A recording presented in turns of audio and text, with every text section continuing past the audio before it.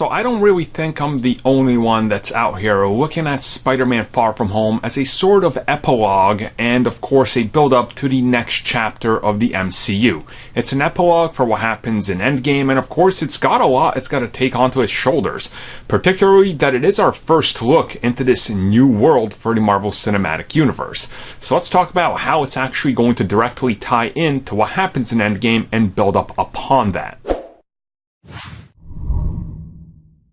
So recently during interviews, the director of Spider-Man Far From Home, Jon Watts, was specifically talking about the ending of Avengers Endgame.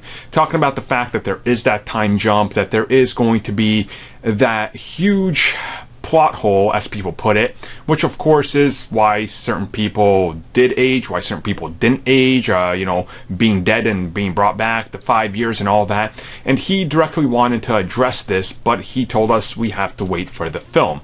Now, of course, when you look at the movie, things start to make sense, right?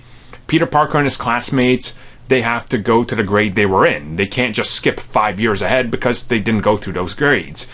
The people that were snapped away, well, that's their future, right? The people that weren't, they moved on with their lives. Some of them picked up, they went to school when it started back up, and they probably graduated by now.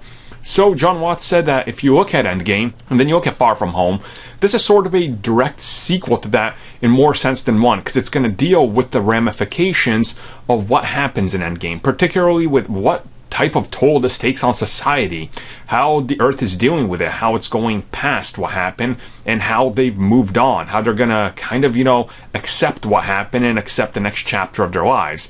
And a large part of this is going to be the school life, right? Like, you just think of that for a second, some of your friends you knew, they're adults now.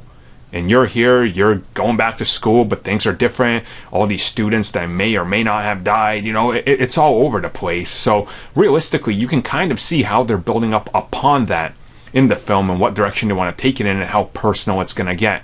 And realistically, that gets me super excited because that's kind of what I wanted from Infinity War and Endgame this whole time, was to kind of see the world, what the effects are, right?